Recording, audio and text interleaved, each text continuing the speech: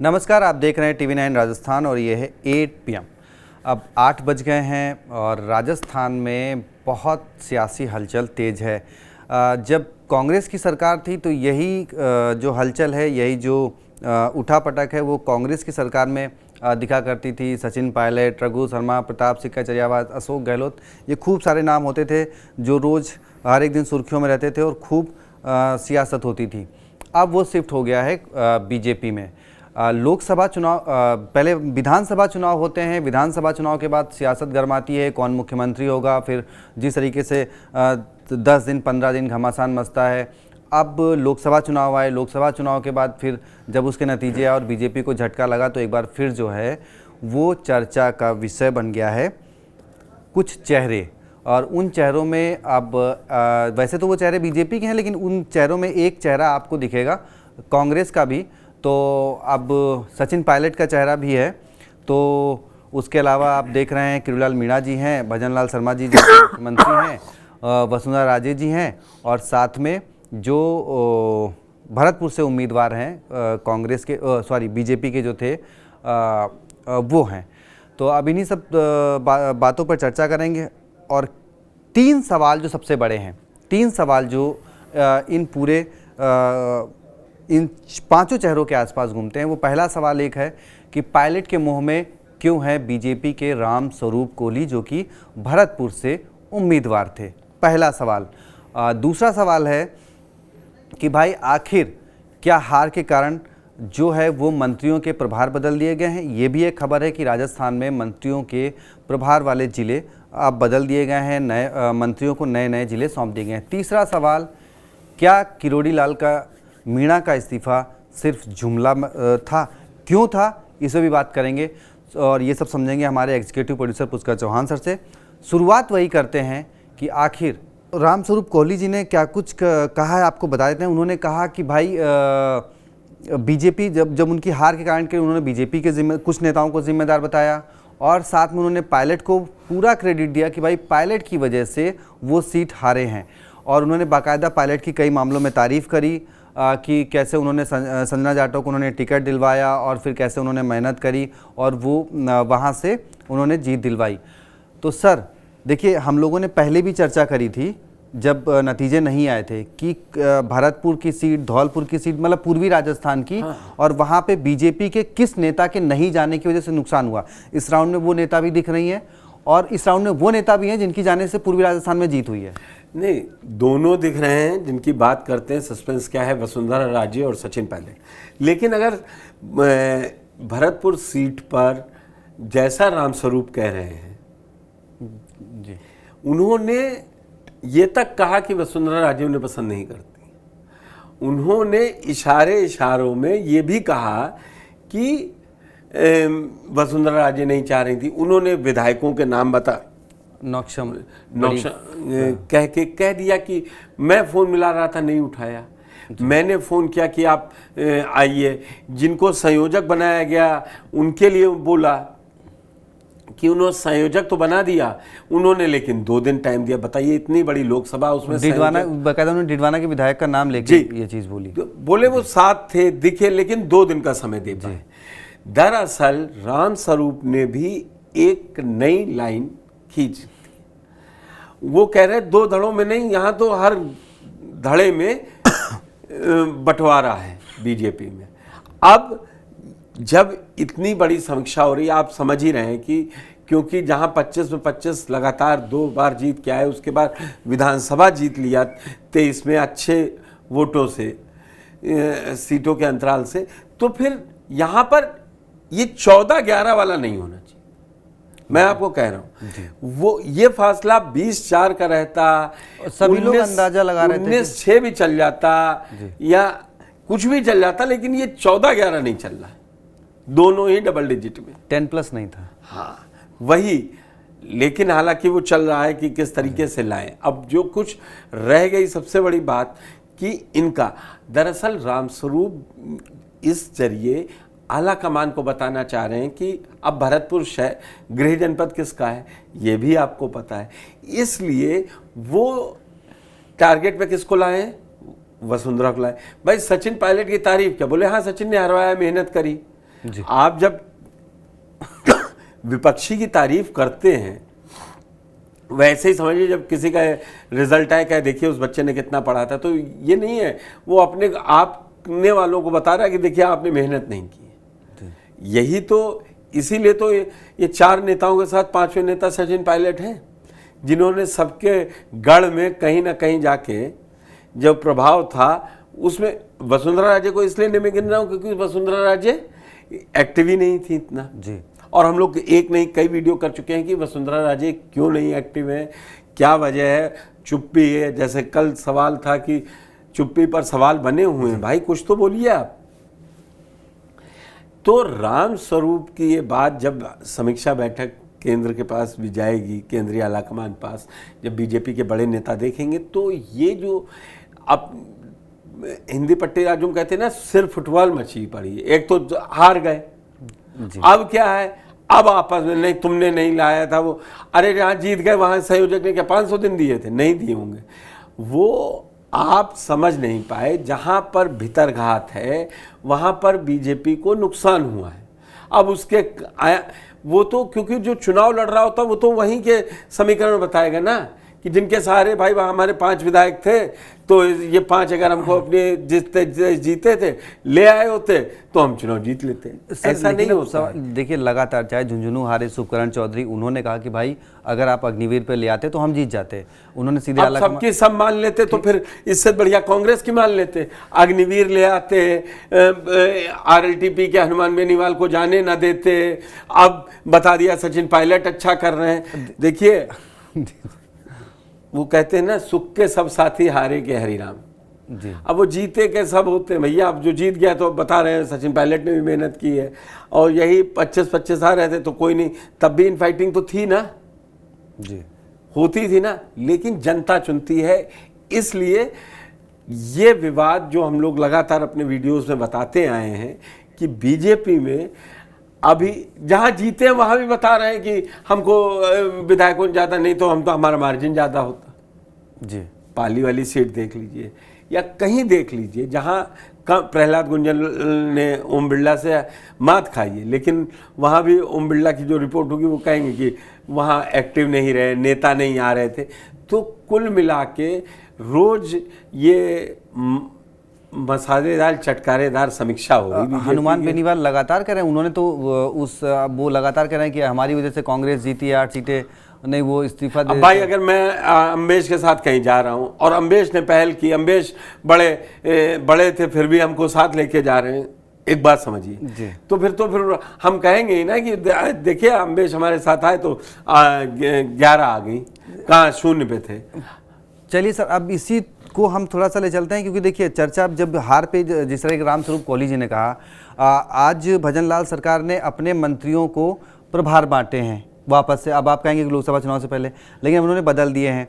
तो दूसरा सवाल है कि जो दूसरा मैं आपको बता दूं, जो दूसरा सवाल था, हाँ दूसरा सवाल आपका था कि ये हार का साइड इफेक्ट्स है जो प्रभारी मंत्रियों के जिले बदले गए। अब वो समस्या यही है कि जहां जहां थे हम 25-0 से। मैं चाहूंगा कि हमारे सहयोगी वो वाले विजुअल दिखा दें जो वो पूरी लिस्ट जो बीजेपी की तरफ से जारी हुई है, वो क्योंकि आई हुई है, तो वो पूरी लिस्ट दिखा दें। ये कवायद होती है जी सर, ये कवायद होती है अम्बेश की। अब नहीं है तो हटा के दूसरे मंत्री को लगा दे के हर जिले में एक प्रभारी मंत्री रखा जाता है कि भाई आप जिले से संबंधित हैं, आप धौलपुर देख रहे हैं अम्बेश श्रीवास्तव, तो अम्बेश जाएंगे, अम्बेश पास वहाँ के हर छोटी वो दिशा मीटिंग होती है जो जिलाधिकारी के साथ विकास कार्यों को लेके उसको है, या वहाँ कुछ है पार्टी का है, जो है उसकी बात होती है। अच्छा वहाँ पे उस जाति का, किस जाति का प्रभाव है, ये सब देखा जाता है। लेकिन ये पूरा प्रेरोगेटिव मुख्यमंत्री का होता है। मुख्यमंत्री ने इसीलिए चेंज कर दिया कि अभी टाइम है। मैं बोल तो रहा हूँ कि इनको सीएम भजनलाल को जो 2 धड़ाधड़ झटके मिले, चाहे 14-11 मिला या सुरेंद्र सिंह टीटी की हार मिली, वो 6 महीने के अंदर, 7 महीने अभी सरकार को बने नहीं हुए, अभी 6 महीने के अंदर 5 सीटों पर उपचुनाव होने हैं। हाँ, तो वो यही कोर्स करेक्शन का टाइम है, इसीलिए वो बदले गए हैं। जिन जिन जिलों की सीटों पे 5 जिलों के लोग आएंगे वहाँ के मंत्रियों को भी चेंज कर दिया गया है। तो कुल मिला के एक तरीके से बीजेपी ने समीक्षा बैठक का रायता फैले, इससे बढ़िया है कोर्स करेक्शन करना शुरू करो, रिपोर्ट्स आएंगी। अगर 5 में जो हम लोगों ने बात करी थी, चाहे वो दौसा हो, झुंझुनू हो, देविया उनियारा हो, खियूसर हो या चौरासी हो। खियूसर और चौरासी छोड़ दीजिए, बाकी 3 सीट बीजेपी के खाते में नहीं थी, और वो दोनों ना बीजेपी के थे ना कांग्रेस के थे। सबसे बड़ी बात यही आएगी कि वो दोनों किस किस के साथ जाते हैं, कैसे लड़ते हैं। बाकी ये 3 में बीजेपी चाहेगी वो कांग्रेस से छीन ले तो थोड़ी इज्जत बच जाएगी।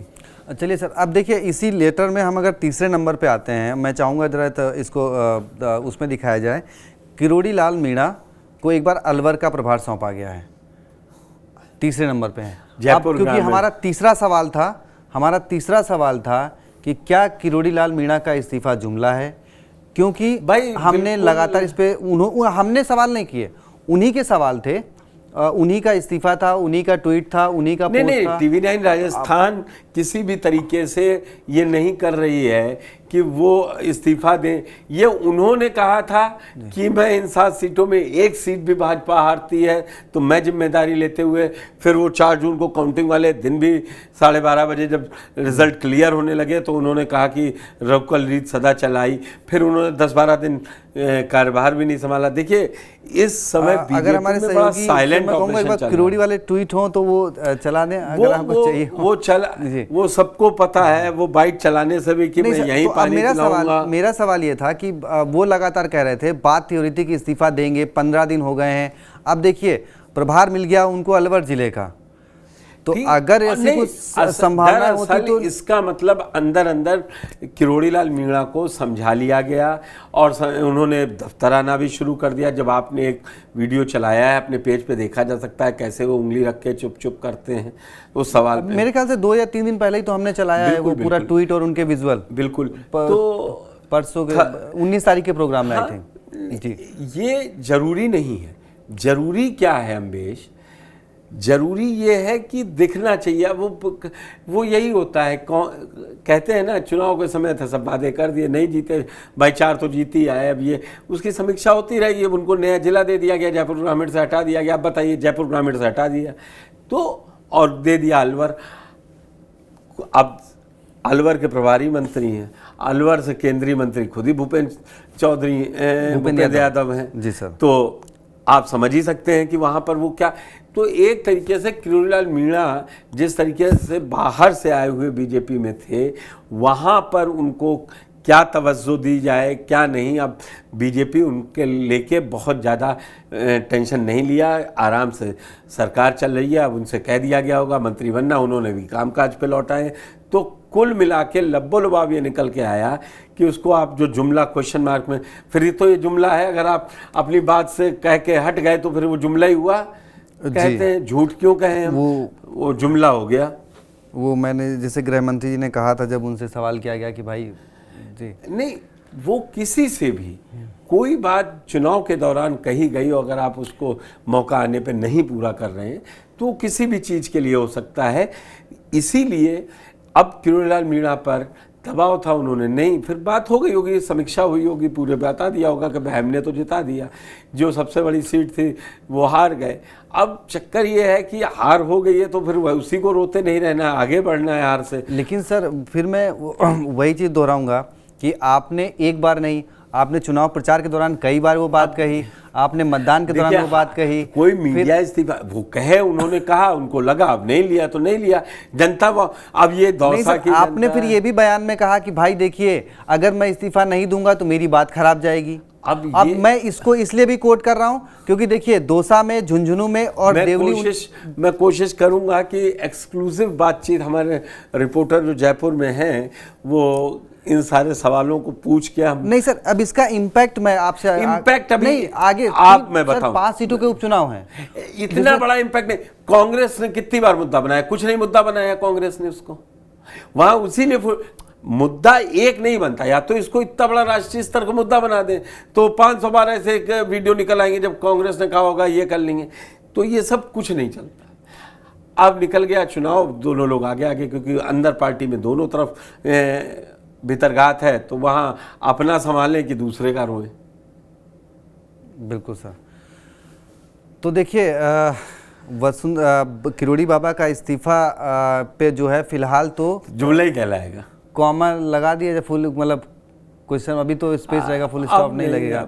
ठीक है, हम एक बार एक चर्चा कर लेते हैं सचिन पायलट पे। सर देखिए, राजस्थान में चुनाव ख़त्म हुए, उसके बाद 4 उनके हिस्से की 5 सीटें कांग्रेस जीत गई। वो लगातार पहले हावर्ड्स में उनका स्पीच हुई, हाँ। उसके बाद कल हुई लंदन यूनिवर्सिटी ऑफ इकोनॉमिक्स में। तो अभी वो जिस तरीके से लगातार अपने स्पीच और वो कर रहे हैं, बाकायदा विदेशों की यूनिवर्सिटी में जाके, आप कोई भी वीडियो उठा के हमारे दर्शक देख सकते हैं। मैं बता रहा हूँ कि राजस्थान के सबसे चर्चित चेहरे इस वक्त सचिन पायलट हैं, कम से कम कांग्रेस की ओर से, और कांग्रेस उनको आगे बढ़ा रही है, वो जा रहे हैं। आप देखिए ना, हार्वर्ड में दिया, ऑक्सफोर्ड में दिया, तो जहाँ भी है वो केंद्र की नीतियों को ही गलत ठहरा रहे हैं, वो बता रहे हैं। ये होते रहते हैं, लेकिन हाँ, सचिन में निखार आता जा रहा है। मैं आपको लगातार बता रहा हूँ कि सचिन एक के बाद अपने फेदर का तोड़ दिया ना कांग्रेस का। किसने हिम्मत कर पाई? अशोक गहलोत नहीं निकल पाए ना अपने जिले के बाहर, अपने बेटे की सीट के अलावा अपना जिला हार गए। लेकिन दौसा में कांग्रेस सबसे बड़ी जीत जीती ना, 11 सीट, 8 सीटों में। यही फर्क होता है, नेता तभी बड़ा बनता है जब और अपनों के साथ साथ अब तो विरोधी भी कह रहे हैं कि पायलट की वजह बिल्कुल से। रामस्वरूप, मैं अगली बात यही कहने जा रहा था कि रामस्वरूप ने भी यही बोल दिया है। जी, तो चलिए, 4-5 चेहरे और उन्हीं के इर्द गिर्द घूमती पूरी राजस्थान की सियासत वर्तमान समय में, और उसमें नए नए रोज़ाना बयान दर्ज हो रहे हैं। जैसे झुंझुनू के उम्मीदवार, उन्होंने बोला। उसके अलावा देवी सिंह भाटी ने राजेंद्र राठौर पर सवाल खड़े किए कि भाई उनकी वजह से चूरू की सीट हारे और बाकी की सीटों पर जो है बीजेपी को नुकसान हुआ। अब रामस्वरूप कोली जी ने कहा, तो जिन 11 सीटों पर बीजेपी की हार हुई है, लगातार वहां से उनके अंदर खाने से बयानबाजियों का दौर शुरू हो गया है। और कहीं ना कहीं इस पूरी कहानी में एक चेहरा जो बाहर बैठकर भी निशाने पर है, वो है वसुंधरा राजे। वो कहीं ना कहीं उनको फ्रेम में लाया जा रहा है, कहीं उनकी तारीफ से तो कहीं उनके विरोध से कि भाई वो होती तो जीत जाते। कुछ लोग उनकी तारीफ में कह रहे हैं कि वो होती जीत जाते, कुछ लोग कह रहे हैं उनके उसमें विरोध में, यही सियासत है कि वो होती तो हम जीत जाते। तो अब दर्शक क्या सोचते हैं? वसुंधरा राजे का बैठना बीजेपी को ज़्यादा नुकसान कर गया? क्या है आपकी राय? कमेंट बॉक्स में बताएं।